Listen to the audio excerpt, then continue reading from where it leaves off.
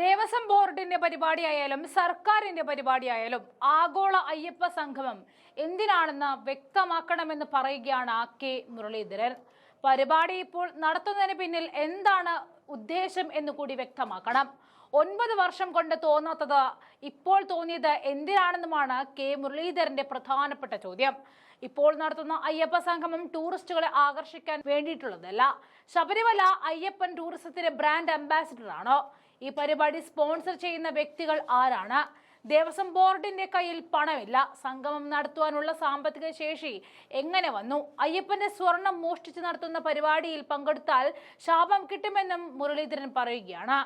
സ്വർണ്ണപ്പാളി കട്ടെടുത്തവരുടെ കൂടെ സഹകരിച്ചാൽ പാപം ചുമക്കേണ്ടി വരും എന്നാണ് മുരളീധരൻ ഇവിടെ പ്രധാനമായിട്ടും അർത്ഥമാക്കുന്നത്. പിണറായി വേണ്ടി വന്നാൽ ഗുരുവായൂരിൽ ശയനപ്രദക്ഷിണം നടത്തും. അയ്യപ്പനെ ദ്രോഹിച്ചതിന്റെ പേരിൽ സർക്കാരിന് തിരിച്ചടി കിട്ടി. അത് മറികടക്കാനാണ് കപടഭക്തി നാടകം നടത്തുന്നത്. ഈ കപടഭക്തി UDF തുറന്നു കാട്ടുമെന്ന് കൂടി മുരളീധരൻ തുറന്നടിക്കുകയാണ്. അയ്യപ്പൻ ടൂറിസത്തിന്റെ അംബാസിഡർ അല്ല എന്നും കെ മുരളീധരൻ കൂട്ടിച്ചേർത്തു. ശബരിമലയിൽ കോടതി നിർദ്ദേശങ്ങൾ പരിപാലിക്കാൻ ദേവസ്വം ബോർഡിന് കഴിഞ്ഞില്ല എങ്കിൽ ശക്തമായ ആരോപണങ്ങളാകും വരാൻ പോകുന്നത്. അയ്യപ്പ സംഗമത്തിലൂടെ സർക്കാരിന്റെ നീക്കം കണ്ണിൽ പൊടിയിടലാണ്. അയ്യപ്പന്റെ രാഷ്ട്രീയത്തിന് വേണ്ടി ഉപയോഗിക്കുന്നത് തെറ്റായ സമീപനമാണ് സർക്കാർ ചെയ്യുന്നത്. സംഗമത്തിന്റെ പേരിൽ സർക്കാർ നടത്തുന്ന തട്ടിപ്പുകൾ കോൺഗ്രസ് തുറന്നു കാണിക്കുമെന്നും കെ മുരളീധരൻ പറയുകയാണ്. കൂടാതെ കേരളത്തിലെ വോട്ടർ പട്ടിക പരിഷ്കരണത്തെക്കുറിച്ചും മുരളീധരൻ സംസാരിച്ചു. ഇതിനെതിരെ ഒന്നിച്ചു നിന്ന് പോരാടും എന്നാണ് പറഞ്ഞിരിക്കുന്നത്. മാത്രമല്ല, ഷൈൻ ടീച്ചറെ സംബന്ധിച്ച വിവാദത്തിൽ ആരെക്കുറിച്ചും എന്തും തോന്നിയാസവും പറയാനുള്ള വേദിയായി രാഷ്ട്രീയത്തെ മാറ്റിയത് ലജ്ജയുണ്ടാക്കുന്നു എന്നുകൂടി മുരളീധരൻ കൂട്ടിച്ചേർത്തു. ആ വീഡിയോ ദൃശ്യങ്ങളിലേക്ക് പോകാം. ശബരിമല അമ്പലം ടൂറിസ്റ്റ് കേന്ദ്രമാക്കരുത്. ഇവിടെ ഒരു സമുദായ നേതാവ് പറഞ്ഞത് ടൂറിസ്റ്റുകളെ ആകർഷിക്കാൻ കഴിയുന്നതാണ്. അയ്യപ്പനെ ടൂറിസത്തിൻ്റെ ബ്രാൻഡ് അംബാസഡർ ആക്കരുത്. അന്ന് കുത്തി കൊല്ലാൻ നോക്കി നടന്നില്ല, ഇപ്പം നക്കി കൊല്ലാൻ വേണ്ടി ഇറങ്ങിയിരിക്കുക. അയ്യപ്പൻ്റെ സ്വർണം മോഷ്ടിച്ചവർ നടത്തുന്ന സംഗമത്തിൽ പങ്കെടുക്കുന്നവർക്കും അതിൻ്റെ ശാപം ഏൽക്കുന്നതാണ് എൻ്റെ അഭിപ്രായം. ഞാൻ 45 കൊല്ലമായിട്ട് ശബരിമല മുടങ്ങാതെ പോകുന്നൊരു ഭക്തൻ എന്നുള്ളത് ഞാൻ പറയാം. സ്വർണ്ണപ്പാളികൾ കട്ടെടുത്തവരുടെ കൂടെ സഹകരിച്ചാൽ സഹകരിക്കുന്നവന് അതിൻ്റെ പാവം ചുമക്കേണ്ടി വരും. ഇല്ല, ഞങ്ങൾ സഹകരിക്കുന്നില്ല. ഞങ്ങൾ പരസ്യമായിട്ട് കാര്യങ്ങൾ സൂചിപ്പിച്ചുകൊണ്ട് തന്നെയാണ് സഹകരിക്കാത്തത്. മറ്റൊന്നും കൊണ്ടല്ല. ഇതിൻ്റെ ആവശ്യം എന്താണ്? ഇപ്പോൾ ഈ ഒരു സംഗമം എന്ത് ഉദ്ദേശത്തിലാണ് നടത്തുന്നത്? കാലാവധി കഴിയാൻ പോകുന്നൊരു സർക്കാർ അവസാനമാണോ ശബരിമലയുടെ വികസനത്തിനെക്കുറിച്ച് ഓർമ്മ വന്നേ? കാലാവധി തീരാൻ ഇനി 6 മാസമേ ഉള്ളൂ ബാക്കി. ഇനി എന്ത് പ്ലാൻ നടപ്പാക്കാൻ, ഇത്രയും കാലം നടപ്പാക്കാത്ത എന്ത് പ്ലാനെ നടപ്പാക്കാൻ പോകുന്നത്? ഇവിടെ ഒരു കാര്യം മനസ്സിലാക്കേണ്ടത്, കൂടുതൽ അയ്യപ്പ ഭക്തന്മാരെ ആകർഷിക്കാൻ വേണ്ടി ഒരു സംഗമത്തിൻ്റെ ആവശ്യമൊന്നുമില്ല. ഇപ്പം തന്നെ ധാരാളം പേര് ഇന്ത്യക്കകത്തുനിന്നും പുറത്തുനിന്നും വ്രതാനുഷ്ഠാനങ്ങളോടെ വരുന്നുണ്ട്. ശബരിമല അമ്പലം ടൂറിസ്റ്റ് കേന്ദ്രമാക്കരുത്. ഇവിടെ ഒരു സമുദായ നേതാവ് പറഞ്ഞത് ടൂറിസ്റ്റുകളെ ആകർഷിക്കാൻ കഴിയുന്നതാണ്. അയ്യപ്പനെ ടൂറിസത്തിൻ്റെ ബ്രാൻഡ് അംബാസഡർ ആക്കരുത്.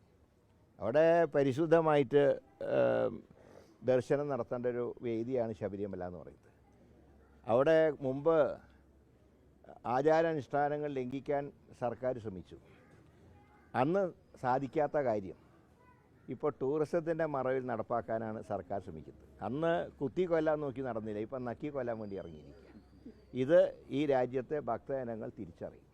മാത്രമല്ല, അയ്യപ്പൻ്റെ അവിടെ കാവൽ നിൽക്കുന്നു എന്ന് സങ്കല്പിക്കുന്ന ദ്വാരപാലകന്മാരുടെ സ്വർണം പൊതിഞ്ഞ സ്വർണ്ണപ്പാളികൾ തന്ത്രിയുടെ അനുവാദം കൂടാതെ എടുത്ത് ചെന്നൈയിലേക്ക് അയച്ചു. തിരിച്ചു വന്നപ്പോൾ 4 കിലോ ആണ് കുറവ്. അപ്പോൾ അയ്യപ്പൻ്റെ സ്വർണം മോഷ്ടിച്ചവർ നടത്തുന്ന സംഗമത്തിൽ പങ്കെടുക്കുന്നവർക്കും അതിൻ്റെ ശാപം ഏൽക്കുന്നതാണ് എൻ്റെ അഭിപ്രായം. ഞാൻ 45 കൊല്ലമായിട്ട് ശബരിമല മുടങ്ങാതെ പോകുന്നൊരു ഭക്തൻ എന്നുള്ളത് ഞാൻ പറയാം. സ്വർണ്ണപ്പാളികൾ കട്ടെടുത്തവരുടെ കൂടെ സഹകരിച്ചാൽ സഹകരിക്കുന്നവന് അതിൻ്റെ പാവം ചുമക്കേണ്ടി വരും, ആരാണെങ്കിലും. അല്ല, അത് നല്ലതാണ്. അപ്പം ഞാൻ അദ്ദേഹത്തിൻ്റെ കാര്യങ്ങളെക്കുറിച്ചൊന്നും പറയുന്നില്ല. പക്ഷേ അയ്യപ്പ സംഗമത്തിൽ പങ്കെടുക്കണമെന്നാണ് SNDPയുടെ അഭിപ്രായമെങ്കിൽ അദ്ദേഹത്തിൻ്റെ മകനൊപ്പം ഉണ്ടോ? മകൻ പങ്കെടുക്കുന്നുണ്ട്. അദ്ദേഹം SNDP യോഗത്തിൻ്റെ വൈസ് പ്രസിഡന്റ് കൂടിയല്ലേ. ബദൽ സംഗമത്തിൽ പങ്കെടുക്കരുതെന്നും വെള്ളാപ്പള്ളി പറഞ്ഞിട്ടുണ്ട്. അത് മകൻ ബദൽ സംഗമത്തിൽ പങ്കെടുക്കില്ല എന്ന് എന്താ ഉറപ്പ്? അപ്പോൾ ആദ്യം ഈ സഭയിലെ അംഗങ്ങളെ ഉപദേശിച്ചിട്ട് പോരെ ഞങ്ങളെ ഉപദേശിക്കാം, അത്രേ പറഞ്ഞു. യോഗി ആദിത്യനാഥിന് VN വാസവൻ ദേവസ്വം ഒരു കത്തയച്ചിരുന്നു, പങ്കെടുക്കുന്ന ഒരു ക്ഷണക്കത്തയച്ചു. അദ്ദേഹം തിരിച്ചാശംസ അറിയിച്ചുകൊണ്ടൊരു മറുപടി കത്തയച്ചിട്ടുണ്ട്. അതായത് അയ്യപ്പ സംഗമത്തിന്റെ ലക്ഷ്യം നിറവേറപ്പെടട്ടെ എന്ന ആശംസയാണ് ഇപ്പോൾ പുറത്തു വന്നിട്ടുണ്ട്. അല്ല, യോഗി ആദിത്യനാഥിൻ്റെ കാര്യം ഞങ്ങൾക്ക് അന്വേഷിക്കേണ്ട കാര്യമില്ലല്ലോ. യോഗി ആദിത്യനാഥിൻ്റെ നിലപാടിനെ കുറിച്ച് ഇന്ത്യ സഖ്യത്തിന് നിലപാടുണ്ട്. ആ സഖ്യം തന്നെ, ആ അഭിപ്രായം തന്നെ ഞങ്ങൾക്കുള്ളത്. യോഗി ആദിത്യനാഥിനെ ഇവിടെ ഒരു രീതിയിലും അംഗീകരിക്കില്ല എന്ന് പറഞ്ഞിരുന്ന സർക്കാരാണുള്ളവർക്ക് അല്ല, അത് ആരും പറഞ്ഞ് അംഗീകരിക്കുന്നില്ല. ഇത് രഹസ്യ ബാന്ധവമുണ്ടല്ലോ. അതല്ലേ ഗവർണർ പറഞ്ഞത്, എൻ്റെ സഹോദരനാണ് മുഖ്യമന്ത്രി. അതിൽ തന്നെ എല്ലാം അടങ്ങിയിട്ടുണ്ട്. ആ സഹോദര ബന്ധം പഞ്ചായത്തിലും അസംബ്ലിയിലൊക്കെ കാണാം. ആ സഹോദര ബന്ധം അത് ഞങ്ങൾ തുറന്ന് കാണിച്ചുകൊണ്ട് തന്നെയാണ് പ്രചരണം നടത്താൻ പോകുന്നത്. അല്ല, അതിൽ വളരെയധികം ആശങ്കകളുണ്ട്. കാരണം ഈ വോട്ടർ പട്ടിക പരിഷ്കരണത്തിൻ്റെ പേരിൽ വിദേശ രാജ്യങ്ങളിൽ ജോലിയെടുക്കുകയും എന്നാൽ ഇലക്ഷൻ കാലത്ത് കൃത്യമായി നമ്മുടെ നാട്ടിൽ വന്ന് വോട്ട് ചെയ്യുകയും ചെയ്യുന്ന ഗൾഫിലുള്ള വോട്ടർമാരെ പോലും നീക്കം ചെയ്യാനുള്ള ഒരു ഗൂഢശ്രമമാണോ എന്ന് ഞങ്ങൾ സംശയിക്കുന്നുണ്ട്. കാരണം എന്താണ് ഇത്ര തിരക്കിട്ട് കേരളത്തിനോട് ഇത്ര സ്നേഹം? ഇപ്പോൾ വോട്ടർ പട്ടിക പരിഷ്കരണം ബീഹാറിൽ കഴിഞ്ഞ് അടുത്ത രണ്ടാമത്തെ സ്റ്റേറ്റായിട്ട് കേരളത്തിനെ തിരഞ്ഞെടുത്തിട്ടുള്ളത്. അതിൻ്റെ അർത്ഥം എന്താ? പ്രത്യേകിച്ച് ലോക്കൽ ബോഡി ഇലക്ഷൻ നടക്കാൻ പോവുകയാണ്. ഇപ്പോൾ കേരള നിയമസഭ ഞാൻ മനസ്സിലാക്കുന്ന യുനാനിമസായിട്ട് പ്രമേയം കൊണ്ടുവരാൻ പോവുകയാണ്. നിയമസഭ ഒറ്റക്കെട്ടായി. ഈ സന്ദർഭത്തിൽ പരിഷ്കരണം ഇവിടെ ഇപ്പം നടത്തരുത്. ഇപ്പോൾ മരിച്ചുപോയയുടെ വോട്ടൊക്കെ ഉണ്ട്, അത് ഡിലീറ്റ് ചെയ്യാൻ വേണ്ടി കേരളത്തിലെ എല്ലാ മുന്നണിക്കാരും സമീപിക്കുന്നുണ്ടല്ലോ. ഇപ്പോൾ ഒരു സമഗ്ര പരിഷ്കരണം എന്ന് പറഞ്ഞാൽ അതിൻ്റെ അർത്ഥം 2002 മുതൽക്ക് ശേഷം ചേർന്ന എല്ലാ വോട്ടർമാർക്കും വീണ്ടും പുതുക്കണം. ഇപ്പം ഞാൻ 2001 ഞാൻ വോട്ട് ചെയ്ത നിയോജകമണ്ഡലം നിലവിലില്ല. ഞാനിപ്പോഴും 2001 ഞാൻ കോഴിക്കോട് 1ാം നിയോജകമണ്ഡലത്തിലെ വോട്ടറായിരുന്നു. ഇന്ന് 1ാം നിയോജകമണ്ഡലം തന്നെയില്ല. ഞാനിവിടെ 2013 മുതൽ വട്ടിയൂർക്കാവിലെ വോട്ടറാണ്. പക്ഷേ ഞാനിനി വോട്ട് വീണ്ടും പുതുക്കണം. ഇപ്പം എൻ്റെ മക്കളൊക്കെ പല സ്ഥലത്താണ്, അവർക്കൊക്കെ വോട്ട് തിരുവനന്തപുരത്താണ്. ഇനി പറയുകയാണ് അവർ സ്ഥിരതാമസം ഇവിടെ ഇല്ല എന്ന് പറഞ്ഞാൽ ആ വോട്ട് വരെ നീക്കം ചെയ്യിക്കും അവർ. അപ്പോൾ ഇതൊരു അപകടമായിട്ടുള്ളൊരു രീതിയാണ്. അത് നമ്മുടെ ജനാധിപത്യത്തിന്, പ്രത്യേകിച്ച് ഗൾഫ് രാജ്യങ്ങളിലുള്ളവർ അവിടെ പ്രവാസി വോട്ട് വേണമെന്ന് ആവശ്യപ്പെടുമ്പോൾ ഉള്ള വോട്ട് പോലും കളയുമോ എന്നുള്ള ഭയമാണ് ഇന്ന് പൊതുവെ കേരളത്തിലുള്ളത്. അതുകൊണ്ടാണ് അല്ല, നിയമസഭയിൽ ഞങ്ങൾ യോജിച്ച് തന്നെ പ്രമേയം പാസ്സാണ്. അല്ല, അത് ഇപ്പോൾ അതിനെക്കുറിച്ച് ആലോചിച്ചിട്ടില്ല. ഇല്ല, അതിനെക്കുറിച്ച് ഇപ്പോൾ ആലോചിച്ചിട്ടില്ല. ഞങ്ങൾ ഇന്ത്യ സഖ്യത്തിൻ്റെ ദേശീയ നേതൃത്വത്തിൻ്റെ എന്താണോ നിലപാട് അത് ഞങ്ങൾ ഇവിടെ കേരളത്തിലും പ്രവർത്തിക്കാം. കാരണം ഇതൊരു ജനാധിപത്യത്തിന് അട്ടിമറിക്കുന്ന ഒരു പ്രോസസ്സാണ്. ഇതൊരിക്കലും സംഭവിച്ചുകൂടാ.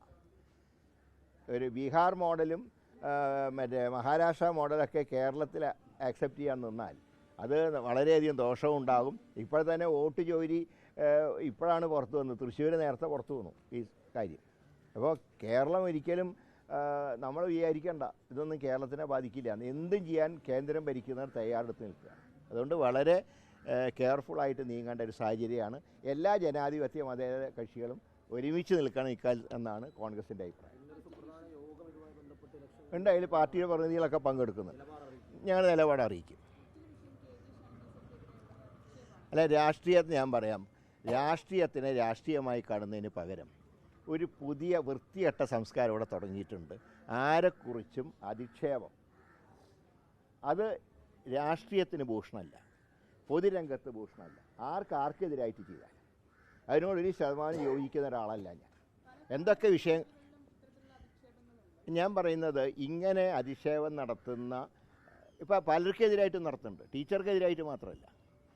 ഇന്നലെ ഒരു ഞരമ്പ് രോഗിയായിട്ടുള്ളൊരു BJP നേതാവ് എന്നെ പറ്റിയിട്ട് എന്തൊക്കെയോ തോന്നിയ ദിവസം പറഞ്ഞിട്ടുണ്ട്. അപ്പോൾ ഇതൊക്കെ ഞാൻ ആരും പേരൊന്നും പറയുന്നില്ല. എന്തിനാ പേര് പറഞ്ഞ് ഇവരുടെയൊക്കെ പേര് വലുതാക്കുന്ന എന്തിനാ? ഒരു ഭാഗത്തു നിന്ന് എല്ലാം മാക്സിമം വാങ്ങിച്ച് കീശയിലിട്ടിട്ട് മറുഭാഗത്തേക്ക് ആടുന്ന അദ്ദേഹത്തിൻ്റെ ഞാൻ വേറൊന്നും പറയുന്നില്ല. അപ്പോൾ ഞാൻ പറയുന്നത് ഇതൊരു വൃത്തികെട്ട സംസ്കാരത്തിലേക്ക് എത്തിയിരിക്കുന്നു. ആരെക്കുറിച്ച് എന്തും പറയാവുന്ന രീതിയാണ്. അത് നമ്മൾ പ്രോത്സാഹിപ്പിച്ചാൽ കേരള രാഷ്ട്രീയം മുഴുവൻ ഇതുപോലെ ഒരു സെക്സ് ഉള്ള അന്തരീക്ഷമായിട്ട് മാറും. അങ്ങനെ വരുമ്പോൾ ദോഷം എന്താ അറിയോ? ഇപ്പോഴത്തന്നെ യുവതലമുറയ്ക്ക് രാഷ്ട്രീയത്തിനോടുള്ള ആഭിമുഖ്യം കുറഞ്ഞു വരിക. ഈ ഫീൽഡ് മോശമെന്ന് പറഞ്ഞു കഴിഞ്ഞാൽ ഇത് എല്ലാവരും ബാധിക്കും, എല്ലാ പാർട്ടിക്കാരെയും ബാധിക്കും. അതുകൊണ്ട് ഇത് മുളയിലേ നുള്ളിക്കളയണം. അതിൽ ശക്തമായിട്ടുള്ള നിലപാട് എന്ത് പോലീസ് എടുത്താലും ഞങ്ങൾക്ക് അതിൽ ഒരു വിരോധമില്ല. അല്ല, ആർക്കെതിരായിട്ടും ഈ വിഷയം ഒരിക്കലും നമുക്ക് അംഗീകരിക്കാൻ കഴിയില്ല. അത് സ്ത്രീക്കെതിരായിട്ട് വന്നാലും പുരുഷനെതിരായിട്ട് വന്നാലും ഇതൊക്കെ ഞാൻ പറയാം, സാമ്പത്തിക അലിഗേഷനൊന്നും ഇപ്പോൾ ആരും ശ്രദ്ധിക്കില്ല. പക്ഷേ ഇങ്ങനത്തെ അലിഗേഷൻ അങ്ങനെയല്ല, അത് വളരെ ഗൗരവത്തിൽ കാണണം നമ്മൾ. ആരുണ്ടെങ്കിലും ശരി, ആരെങ്ങനെ പ്രവൃത്തി ചെയ്താലും അതിനെതിരെ നടപടിയെടുക്കും.